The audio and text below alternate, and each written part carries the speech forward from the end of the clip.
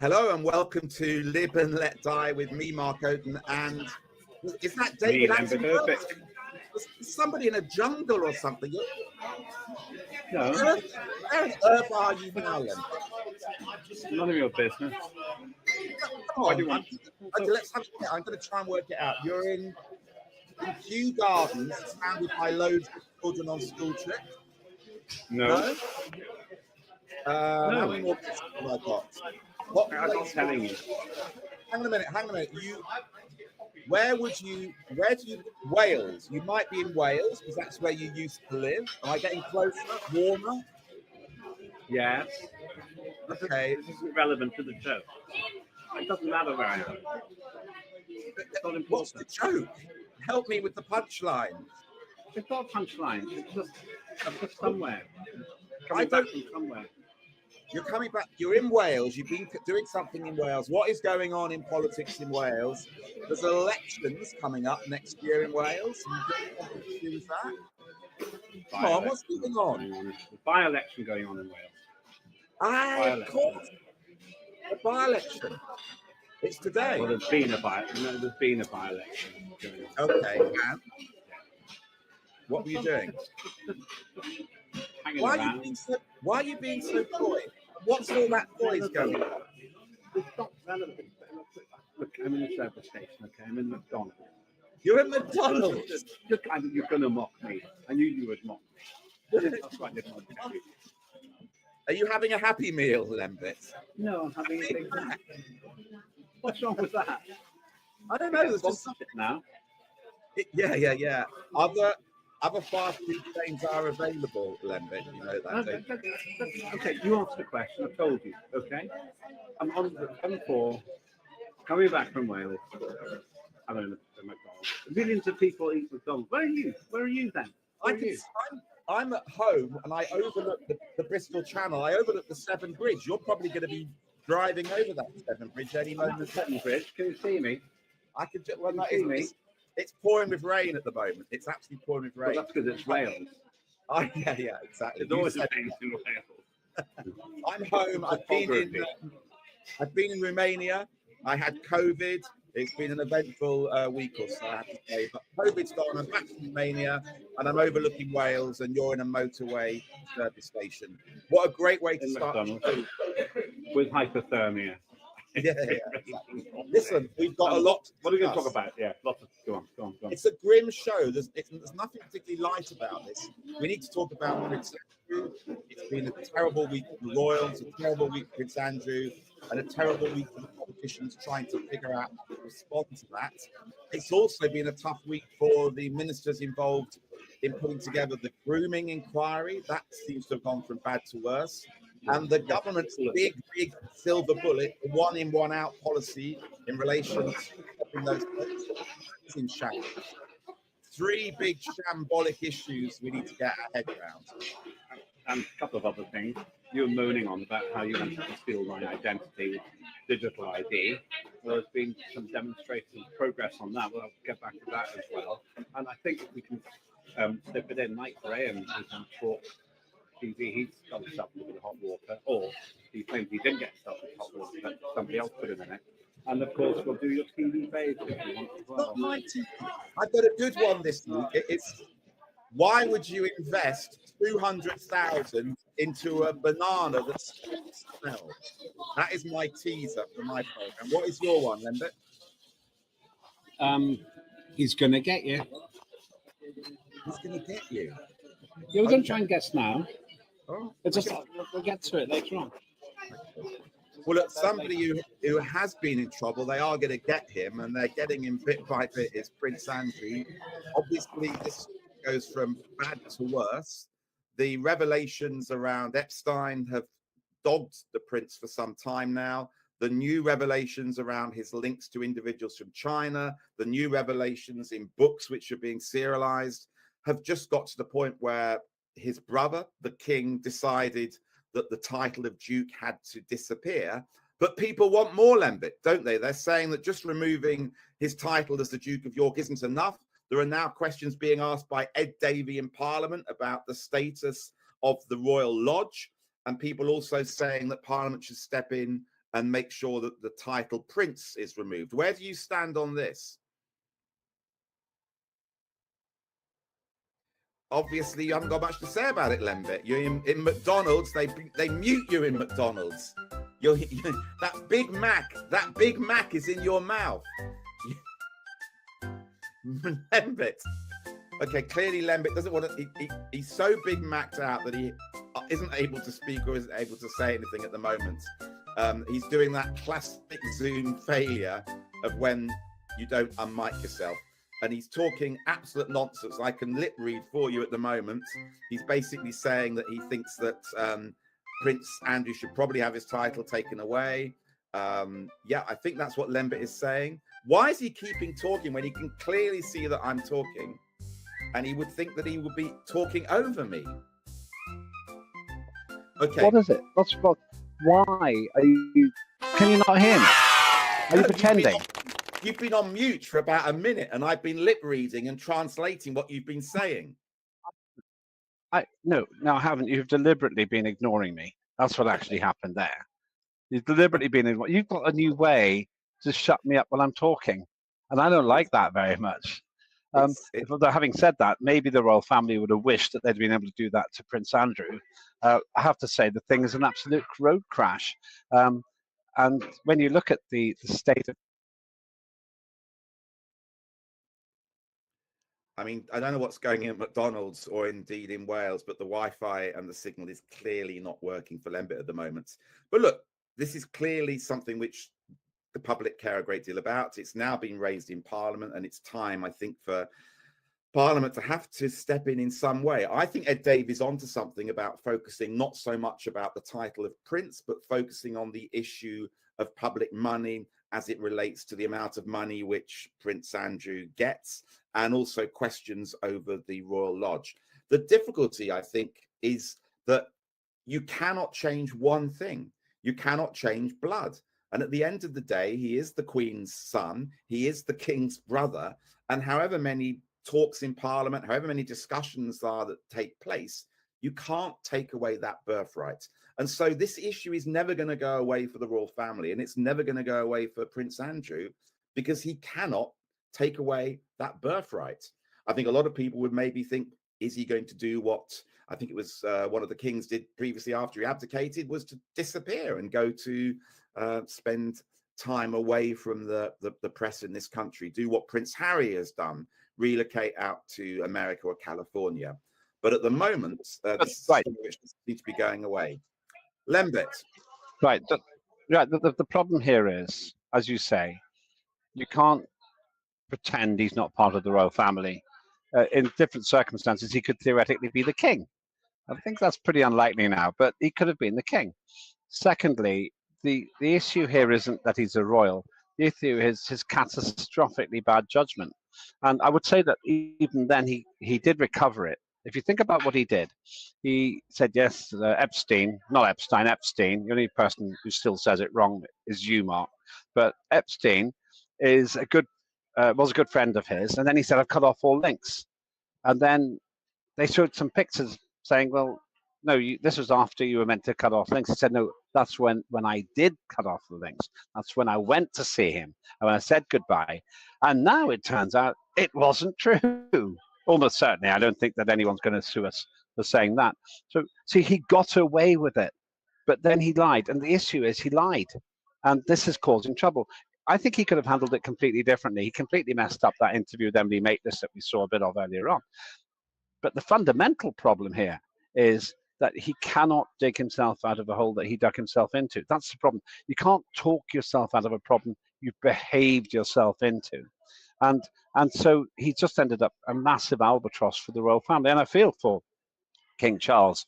I know him. He's a very decent man. His son, William, is absolutely spitting nails about this. It's quite obvious. And now there are calls. I've never seen this before, nor have you, because we were in Parliament together. Never seen Parliament stepping in saying, I think it's time for Andrew to think about immigrating. It's extraordinary. I mean, it's not just Andrew himself, though. I think what compounds the problem is his ex-wife, who he lives with now, Sarah Ferguson, she was apparently doing the same thing in relation to lying about her relationship with Epstein.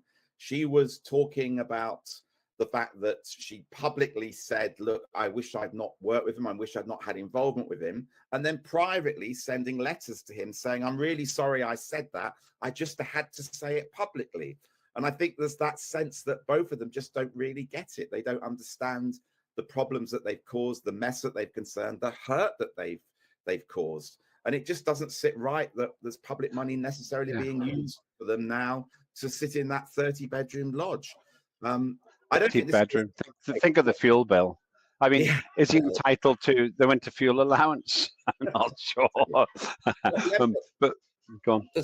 There's one thing I want to say, which is I think is fascinating, is there's Peter Mandelson also connected in this. Now, who's the person we haven't heard from for a month since he was sacked as the UK ambassador in Washington? Mandelson has been uncharacteristically quiet. And I think that this is a story which is also going to flare up at some point. It does seem to me also when the full papers, the Epstein papers are released and looked over by Congress in America next year, even more names are going to come out. Mandelson, Andrew, Donald Trump. This is going to keep giving and giving. Yeah, okay, you say that. There's no doubt that Mandelson was big friends with Epstein, a little bit like Andrew. Epstein must have been a tremendously charismatic person to have all of these people supporting him, being so positive. He had money. I don't know. I never met him. Well, no, it's got to be more than that. It couldn't have just been money. Why would such a wide range of people, such a big list of people, have fallen into his thrall? And isn't the other interesting thing, you made an assumption there. You said that when the papers are released, will they be? Because Donald Trump promised to release all of the papers, and he hasn't. He's kept most of his other promises, whether you like them or not, or at least he's tried to. But on this one, something about the current American administration has stopped him from releasing, I think this could be the wrong figure, 33,000 documents. Everybody wants to see them, perhaps apart from the people who have actually been in them. So question for you then, returning back to Prince Andrew, and perhaps by the time people watch this or watch the archive copy of this program, they will know. Do you think there's any way that Prince Andrew can hold on to that house, and any way that he can hold on to his close association in public release with the royal family? I answer the question this way. Why would you want to? Why would you want to continue to be the public enemy number one? Why would you want to live in that mansion in Windsor where, frankly, you're captured in this bubble and you can't go out? And every time you go out on your horse, all the paparazzi take pictures of you.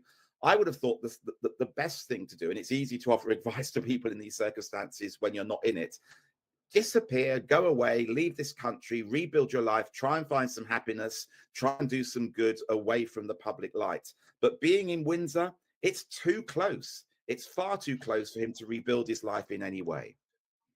Okay, well, this one we won't fix on this program, but perhaps you and I can both give a piece of advice were Andrew to listen to us. And I'll start. I would tell Andrew, you've just got to cut your losses because you're dragging down incidentally the royal family. I don't think he's really doing actual damage to King Charles, but incidentally he's causing trouble because he's taking away from all the things King Charles is doing. In fact, it was a sad coincidence that just as King Charles was preparing to go to meet the Pope in Rome, a very pious thing to do, the Andrew story was just making the headlines. So I'd simply say to King Charles, Charles, brother, what do you want me to do? And just follow those instructions. What about you? What would you say? I agree. Look, you're still in your early 60s. You're still, as far as we know, fit and healthy. You've still got 30, 40 years left. Make the most of that, not by looking back, looking in regret, trying to hang on to things. You've got to accept that life is over, reconfigure and rebuild a new life and find happiness. And also think about your two daughters, because every time your name is in the press, it must be hurting them as well. So I think for all sorts of reasons, it's time to try and find a way forward and move on and accept what you've done wrong. I think that talking about ruined lives, the other thing that has really incensed me recently is the total Labour government mishandling of the grooming gangs. Let's call them for what they are, the rape gangs. And the government has just mired itself in this pointless own goal, I would argue, by saying, oh, we didn't want to have an inquiry, we didn't want to have an inquiry. Now we will have an inquiry. But actually, it'll be an inquiry about abuse generally against women and girls. Everything they're doing seems to be making it look like they're trying to wriggle out of this incredibly awkward situation. And that's causing people to think, why is Labour so scared of lifting the lid on what's been going on for decades? And I don't like that. And I think it's doing them tremendous damage. Yeah, look, it's been badly handled. Ironically enough, I actually like Jess Phillips. I think she's a feisty minister. She passionately believes in things. And I don't think for a minute she herself is trying to do anything to cover this up. I think she's angry and wants to get to the bottom of it. What I don't understand is why they haven't been able to find somebody to chair this inquiry. Actually, they have found people, but those who were victims themselves have said they don't have trust, for example, in a former social worker or somebody who used to be in the police force. These are obvious own goals that the government have committed. Whatever the qualities of those individuals who could have perhaps chaired it very well, and I hear that the police officer was somebody who actually resigned from the police force 15 years ago because he wasn't happy about how the police handled these issues. But nevertheless, you have to be sensitive. And it was never going to work with somebody who the victims saw as part of the establishment. And that's why now to quickly find somebody who can gain trust on all sides and get on with this inquiry. I think the fatal moment for her credibility, these are interesting pictures, by the way, the fatal moment for Jess Phillips' credibility is when she lost it in the House of Commons. She looked like a child. When I think Lee Anderson, the Reform UK Member of Parliament, challenged her, and she just became a petulant teenager.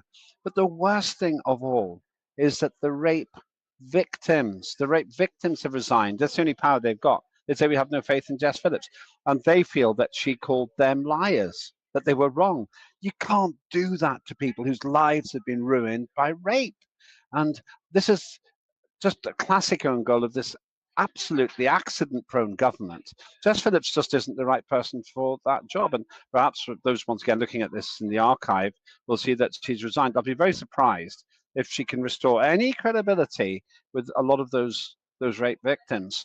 What would you do if you were the Prime Minister and you had to choose someone from the Labour Party? You can't choose your mates.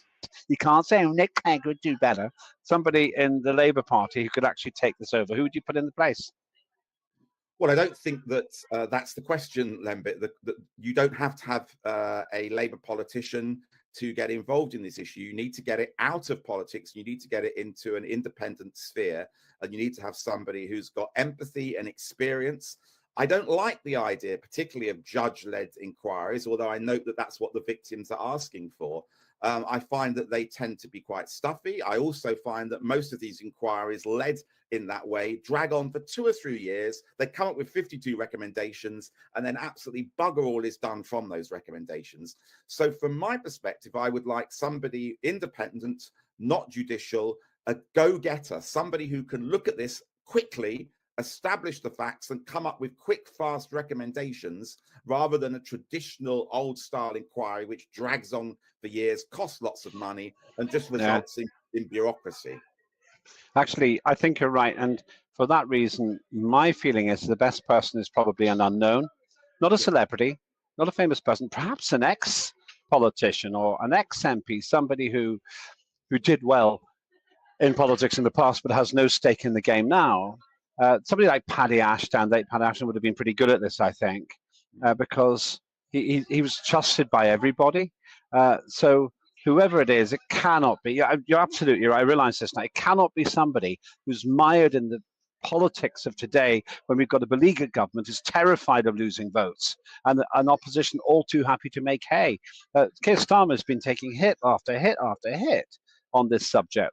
The obvious accusation, let me put it on the table, is Labour won't look into it because they're scared of losing their block vote from ethnic communities who don't want this to be investigated. Now, whether that's right or wrong, we need to know the truth. And no one trusts Labour to get to the truth because there's too much vested interest, Mark. Exactly. And look, there's another issue where nobody trusts Labour to get to the bottom of the small boats issue. We've talked many times about the failed attempts. The government then came up with this latest one, which was the 1 in, 1 out policy. And what has resulted? Yeah, well, one did go out, but the same person 3 weeks later came back in again. Then the government said, well, of course, we never said this was a silver bullet to the problem. Too right, it wasn't. The bullet that needs to be fired, frankly, is by the French, and it needs to be into one of these dinghies before they take off.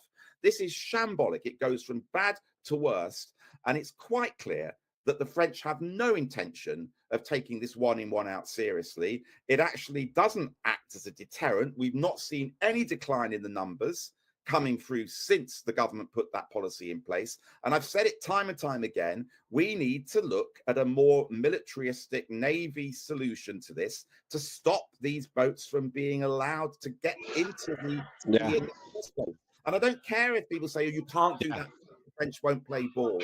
We have to do something to get credibility back to our border control. And that's not some reform right-wing crazy comment. It's normal common sense to say that we should be able to protect our borders. And this, frankly, winds me up no end because it's shambolic in the way we've been doing it so far.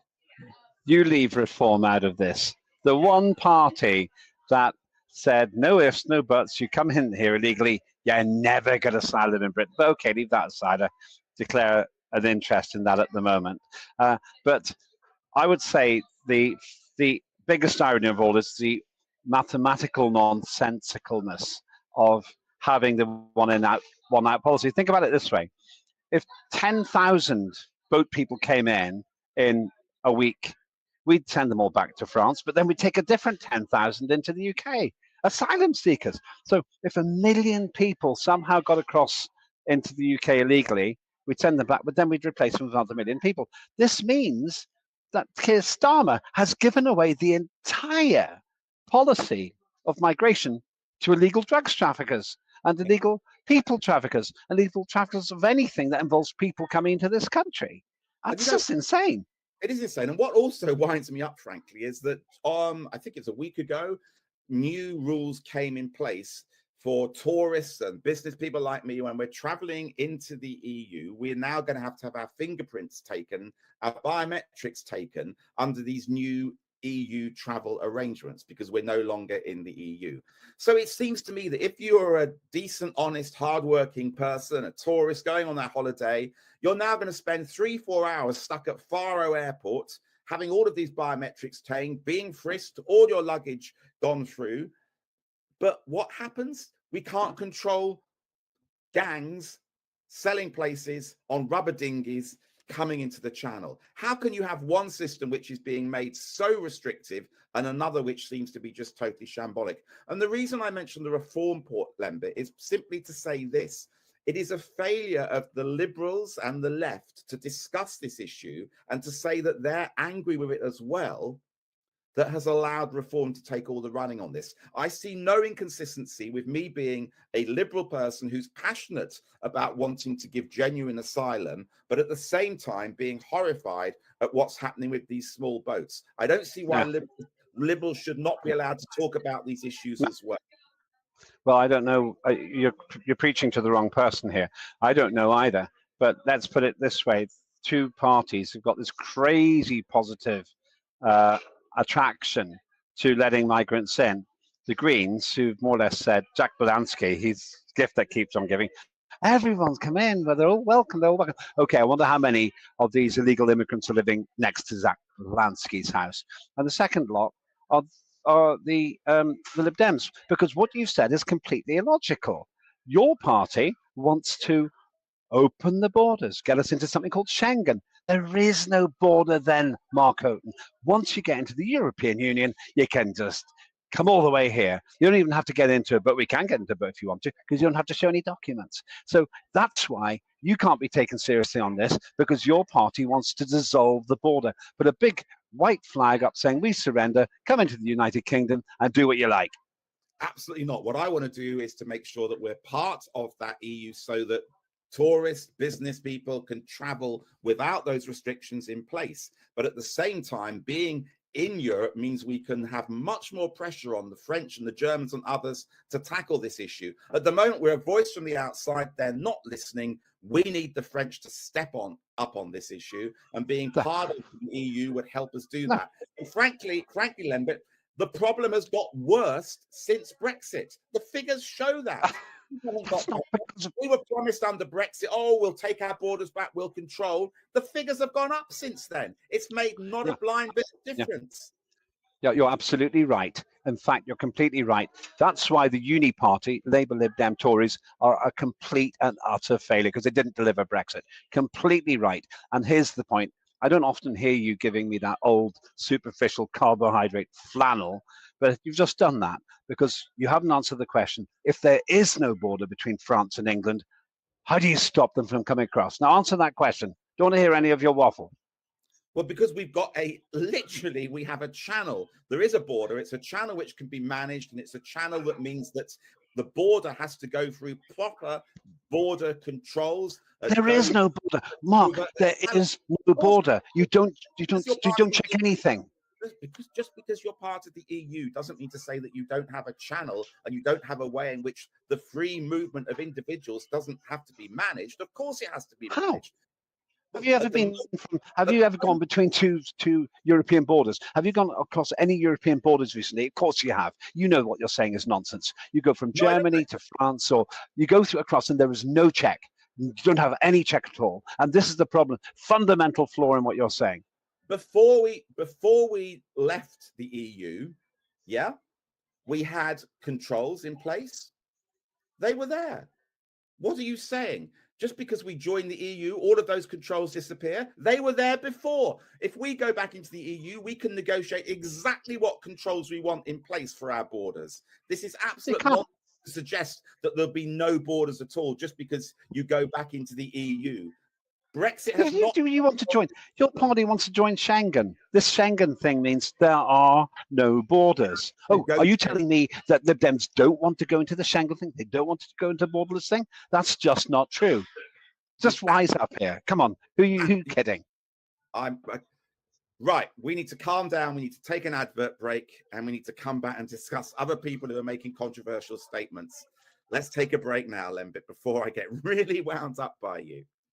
Hi, I'm Lembit Öpik, head of Unprecedented TV, and also presenter of Lembit Öpik Live 5 days a week from Monday to Friday, where we find the facts, kill the spin, and tell it like it is about the stories making the headlines all around the world. Our mission is to give you the facts and our views and help you decide for yourself what you think about the pressing matters of the day. And that's not all. If you subscribe to Unprecedented TV on our YouTube channel, you'll find a great selection of fantastic presenters producing interesting shows all through the week. I hope you will join us and myself on Monday to Friday at Lembit Öpik Live. Our aim is not to beat the mainstream media, it's to be the mainstream media and return free speech to the airwaves. Thanks very much for watching this. Please watch our shows. I'm Lembit Öpik. This is Unprecedented TV. We'll see you soon. Just when I wanted to break Do you like it? Just when I wanted to break the bloody advert is Lembit. Do you like it? Do you like it?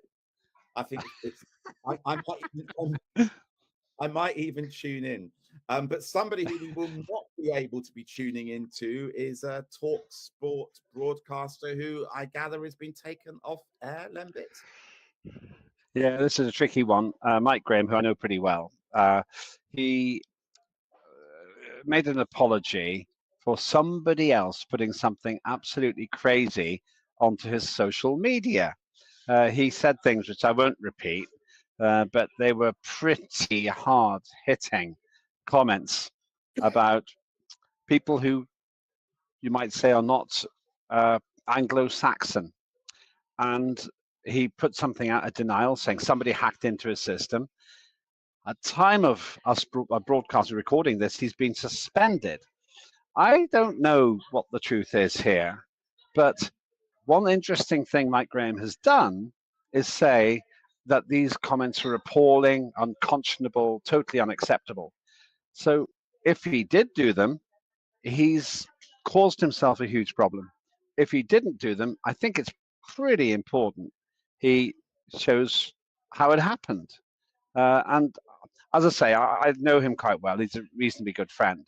And I'm not going to judge him by media, but this is a huge problem for him. The question is what he said so bad that he should be suspended or not?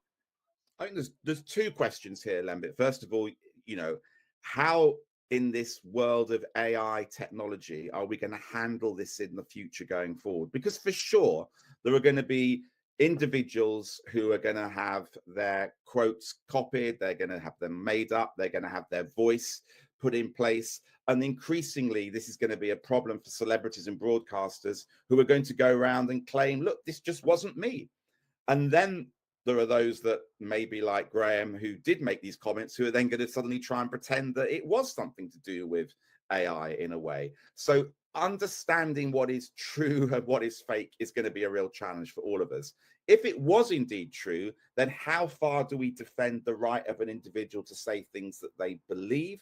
Did he go too far making those comments? And it was interesting because they were harsher comments which played on a theme which Robert Jenrick did a few weeks ago when he was traveling around Birmingham, commenting on the ethnicity of the people that he was seeing in the streets. And again, that kicked up a great furore. And so, look, these are very sensitive issues, but I do defend the right of individuals to be able to make these kind of comments. Although looking at what Graham said, it was a step too far, if indeed it was something which he said. Yeah, I think that it's very easy to just ban people. And I've often said here at Unprecedented, I'd be really resistant to banning people unless they actually broke the law. I think it's acceptable to be offensive as long as you're not inciting actual violence or something which materially harms other people. Offense can't be given, it can only be taken. And so if Mike Graham did do it, the first thing I'd say is, or maybe they did do this. They say, come in, Mike, tell us what happened. Tell us why you said it. Oh, you didn't say it. Can you show that? And then I'd say, well, let's think about this. And as I say, I'm not going to tell Talk what to do, but I just think we live in a cancel culture now where you can't say stupid things anymore. I think in a free world, you should be allowed to say stupid things. There's also the appropriateness of where you say them. I mean, if you're talking about Talk or Unprecedented or any of these news channels or channels which try to get into controversial issues, then maybe that is the place for these things to be said. If you're talking as the presenter of Match of the Day and you start to bring that language into Match of the Day, clearly that's not an appropriate place where you can have those controversial comments discussed. So a lot of it is about the platform, I think, which is being used to say some of these issues. And there are platforms we know which are going to be controversial and to try and get that kind of dialogue going with listeners. And Talk is one of those. It's a terrible shame, though. But one reason that we've set up Unprecedented TV is to actually give more latitude for people to not have to look over their shoulder all the time in case they get cancelled. I think that Lucy Connolly, who was, in my view, ludicrously imprisoned for over a year for hurting words on the internet, summed it up. I saw her speaking recently, and there's this complete idiot he's a Labour councillor called Ricky Jones, who said, oh, let's slit the throats of the far right.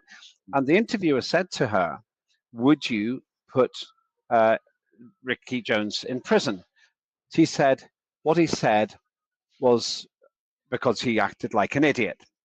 But I shouldn't have been in prison, and nor should he. Now, I'm inclined to take that view. I found that quite persuasive because I don't think people actually went and slit anybody's throats on account of Ricky Jones's stupid comment. But we now live in a society, and I have to say, Talk is part of the problem. I've seen things that they've done before, and these pretend like new wave media are actually just conformist mainstream media. And so what I'm worried about here is if Mike Graham gets cancelled because he said something really dumb, they're beginning to call self-censorship. And you don't change someone's point of view by shutting them up.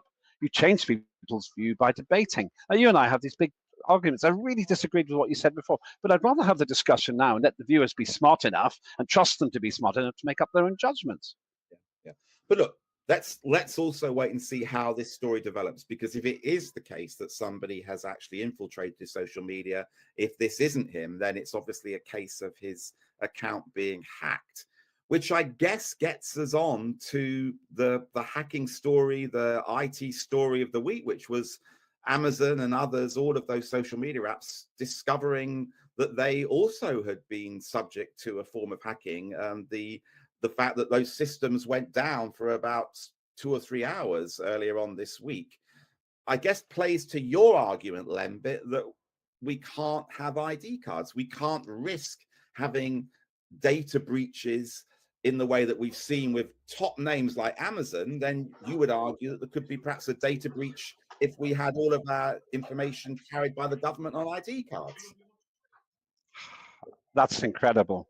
You have seen the light. You have transformed your view on the road to Damascus, or in my case, on the road to the Severn Bridge. And you sound like a liberal again, a proper old-fashioned liberal. Thank you. Thank you. It's been a funny old journey because I started off being absolutely opposed to ID cards back in the 1990s when Blair tried to do it. I then come around to thinking it's going to make our life more convenient. Why the hell are we objecting to this? We have so many forms of ID for our bank and the NHS. Let's have it in one careful place.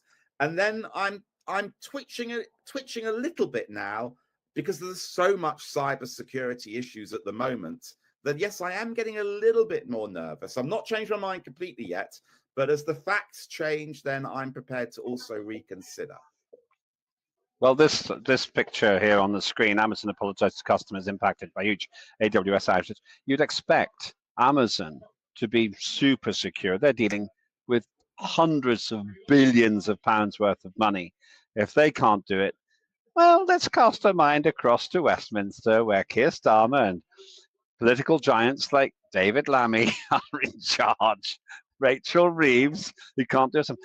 I don't trust those people 1 ounce with my data. If Amazon can't look after it, this government definitely can't. And so I agree with you. And also, incidentally, I went on a demo recently about ID, digital ID, and I found myself very much agreeing with the people who were on that demonstration. And I thought it was really good to see thousands of people, there weren't millions, but thousands of people on that demonstration, including Piers Corbyn, actually, a very effective communicator. There we go. It's look, I need more evidence now. I'm shifting my opinion back and forth on it. I'm not entirely convinced yet, Lembit, but as the weeks go on, keep probing me on this issue and we will see where I end up, okay? That's David Icke in the middle there, by the way. And some... No. Is he back? Yeah. He's still never gone away. And Gareth Icke, his son's doing great work as well with a group called Iconic. Happy to promote it. Go to Iconic. When you're not watching here, go to Iconic. But the people there I felt I had common cause with. Andrew Bridgen, who's been on the show recently, here on Unprecedented. These are the people who I think actually think for themselves. The person you see in the foreground holding that speaker, she's called Rose Diamond. These are controversial characters in a way for other people. I like what they're doing because whether you agree with them or not, they're speaking up for your freedom. And I have to tell you, there is nothing that would make me support digital ID, given the total incompetence of not just this government, all governments when it comes to managing our data, but even more seriously, back to the earlier story, and something that we didn't go into that much detail in, but I'll highlight it. If you're willing to throw your passport in the sea while you're coming back for your 5th attempt to get into Britain, why would you be concerned about getting digital ID? You don't need it because your employer is going to be illegal anyway. They're going to be paying you in cash. The only people who suffer in all this situation are law-abiding citizens who get the ID and then they get hacked or they get controlled. Where you go and try and buy your 3rd steak of the week and they say, our digital information tells us that you've had 2 steaks already and you can't do it. Or you try to travel more than 15 minutes from where you live. Say, I'm afraid you're not allowed to do that because of the climate emergency hoax. So there are no good reasons. I'm going to carry on lobbying you, Mark, all the time until you change your view and you say no to digital ID. Thank you for that. Our producer Moose is also against me on this issue. I know. I think she might also have been on one of those protests recently. So it's 2 against 1 at the moment. Interesting. Moose was actually next to David Icke. She was standing next to David Icke.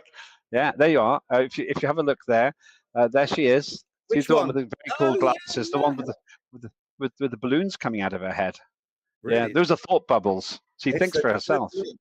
It's a good look, Moose. Not. Look, it's interesting though, because this has united two parties that you didn't think would ever be united. The Liberal Democrats and Reform are both coming out against ID cards. So there is at least one weird. Yeah, but the difference is that Reform UK means it. The difference is that the Lib Dems have 72 MPs, actually. Ooh, anyway, now. It's time for my favourite part of the whole program. Before you go, there's Moose. There's a close up of Moose smiling at David Icke. So David when a bit creepy there, I think. Moose. He's not creepy. That is so judgmental. says Mark Oaten. Says Mark Oaten. The least creepy person you know, for goodness sake. Right, favorite TV program. I said at the start it was about why would you invest money in a banana which takes away weird smells. My program is Dragon's Den. It's entering, I think, its 23rd series. It's the show where people pitch their ideas and hope that one of these dragons that you can see on the screen now will put money behind the project. And the last episode I saw had this crazy guy. He comes in and he says, I have smelly trainers, but I've invented a kind of plastic banana that if you put it in the trainers, it takes away the odor. And I thought this was an April Fool's joke. I thought it was a wind-up. And 3 of the dragons completely pulled him to pieces. He was all over the place. He's not made a penny out of this idea. And then out of the blue, Peter Jones, one of the biggest, tallest giants as well, comes in and says, do you know what? This is genius, and gives him £200,000. It was a fascinating show, but I absolutely love it when you see couples come in there, and it means the world to them to get this investment. And there's such crazy ideas as well. But the banana, I thought, would never get approved, and it did. Crazy. Lembit. No, I'm just wondering. I'm trying to be polite. I'm trying to be polite about this. I don't think it's ever going to make it. But maybe my 4-year-old, one of her favorite phrases is half a banana, and maybe that's a summary of this particular. I don't know why it is half banana. She just loves saying it, but maybe that's a symptom. Yeah. Now mine is the Bogeyman. He's going to come and get you. That was actually the Bogeyman. Now the Bogeyman is a film made from a short story by Stephen King, and once again it is a film. I don't really have time to watch other kinds of programs, but and series and so on. That's it. There, it's really scary, and it's sort of popcorn film. But I found myself shivering. It's in some ways it's a bit formulaic, but if you just want to have an hour and a half of entertainment, which is directed probably at late teens, but it worked for me. Watched it at night. Bogeyman, I recommend it. Stephen King's politics suck, but his books are very good. I suggest next time you're shivering, you turn the heating up, Lembit, if you can afford to. The price it's 4 minutes for McDonald's. On that note, enjoy your rest of your McDonald's. I'm sure your chips have gone cold and your burger is half eaten. I hope you're going to have one of their boiling hot apple tarts to finish your evening. I wish you well. Please only hold one of those up to me. I wish you well on your journey, a safe journey back. I'll wave at you as you pass on the Severn Bridge, and I will look forward to seeing you next time on Lib and Let Die. Right back at you, and also we can talk more seriously about the implications of that very interesting result in Caerphilly, which is where the by-election has occurred in Welsh politics. We won't go into that now. Let's talk about it next time. Good to see you as always, and thank you, viewers, for watching. I'm Lembit Öpik, and I'm not the Bogeyman. I'm Mark Oaten. See you soon.